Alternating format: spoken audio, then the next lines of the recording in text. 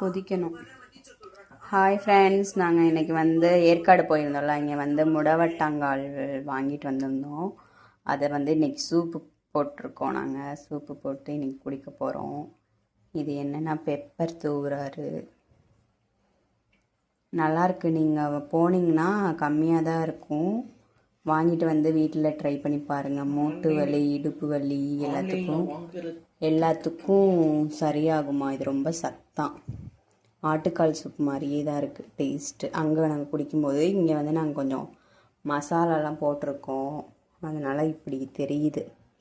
நீங்களும் அங்கே இந்த மாதிரி ஊட்டி, கொடைக்கானல், ஏற்காடு இந்த மாதிரி போனீங்கன்னா அந்த கிழங்கு வாங்கிட்டு வந்து வீட்டில் வந்து செஞ்சு குடிங்க. சின்ன பிள்ளைங்களுக்கும் நல்லது, பெரிய ஆளுங்களுக்கும் நல்லது உடம்புக்கு. சரியா?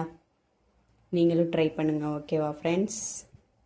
என்னோடய channel Sushmita life style like பண்ணி சப்ஸ்கிரைப் பண்ணிக்கோங்க. ஓகே, சப்போர்ட் பண்ணுங்கள். பாய் பாய். இந்த சூப்பை செஞ்சது யாருன்னா